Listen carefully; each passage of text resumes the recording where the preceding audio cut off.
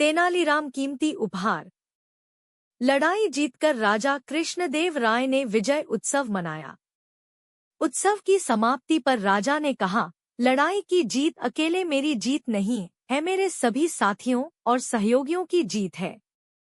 मैं चाहता हूँ कि मेरे मंत्रिमंडल के सभी सदस्य इस अवसर पर पुरस्कार प्राप्त करें। आप सभी लोग अपनी अपनी पसंद का पुरस्कार लें, परंतु एक शर्त है कि सभी को अलग अलग पुरस्कार लेने होंगे। एक ही चीज दो आदमी नहीं ले सकेंगे। यह घोषणा करने के बाद राजा ने उस मंडप का पर्दा खिंचवा दिया, जिस मंडप में सारे पुरस्कार सजाकर रखे गए थे। फिर क्या था? सभी लोग अच्छे से अच्छा पुरस्कार पाने के लिए पहल करने लगे। पुरस्कार सभी लोगों की गिनती के हिसाब से रखे गए थे। अतः थोड़ी देर की धक्का मुक्की और छीनाझपटी के बाद सबको एक एक पुरस्कार मिल गया। सभी पुरस्कार कीमती थे। अपना अपना पुरस्कार पाकर सभी संतुष्ट हो गए। अंत में बचा सबसे कम मूल्य का पुरस्कार एक चांदी की थाली थी। यह पुरस्कार उस आदमी को मिलना था जो दरबार में सबके बाद पहुंचे, यानी देर से पहुंचने का दंड। सब लोगों ने जब हिसाब लगाया तो पता चला कि श्रीमान तेनालीराम अभी तक नहीं पहुंचे हैं। यह जानकर सभी खुश थे।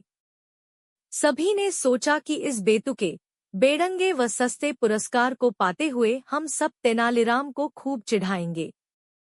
बड़ा मजा आएगा। तभी श्रीमान तेनालीराम आ गए। सारे लोग एक स्वर में चिल्ला पड़े, आइए तेनालीराम जी, एक अनोखा पुरस्कार आपका इंतजार कर रहा है। तेनालीराम ने सभी दरबारियों पर दृष्टि डाली। सभी के हाथों में अपने अपने पुरस्कार थे। किसी के गले में सोने की माला थी, तो किसी के हाथ में सोने का भाला। किसी के सिर पर सुनहरे काम की रेशम की पगड़ी थी, तो किसी के हाथ में हीरे की अंगूठी। तेनालीराम उन सब चीजों को देखकर सारी बात समझ गया। उसने चुपचाप चांदी की थाली उठा ली।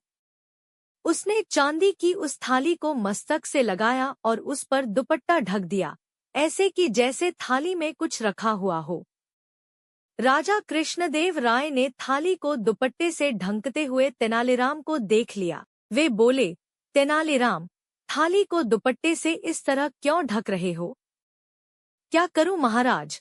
अब तक तो मुझे आपके दरबार से हमेशा अशर्फियों से भरे थाल मिलते रहे हैं। यह पहला मौका है कि मुझे चांदी की थाली मिली है। मैं इस थाल को इसलिए दुपट्टे से ढक रहा हूं ताकि आपकी बात कायम रहे। सब यही समझे कि तेनालीराम को इस बार भी महाराज ने थाली भरकर अशर्फिया पुरस्कार में दी है। महाराज तेनालीराम की चतुराई भरी बातों से प्रसन्न हो गए। उन्होंने गले से अपना बहुमूल्य हार उतारा और कहा, तेनालीराम, तुम्हारी आज भी खाली नहीं रहेगी। आज उसमें सबसे बहुमूल्य पुरस्कार होगा। थाली आगे बढ़ाओ तेनालीराम। तेनालीराम ने थाली राजा कृष्णदेव राय के आगे कर दी। राजा ने उसमें अपना बहुमूल्य हार डाल दिया। सभी लोग तेनालीराम की बुद्धि का लोहा मान गए। थोड़ी देर पहले जो दरबारी उसका मजाक उड़ा रहे थे, वे सब भीगी बिल्ली बने एक दूसरे का मुंह देख रहे थे, क्योंकि सबसे कीमती पुरस्कार इस बार भी तेनालीराम को ही मिला था।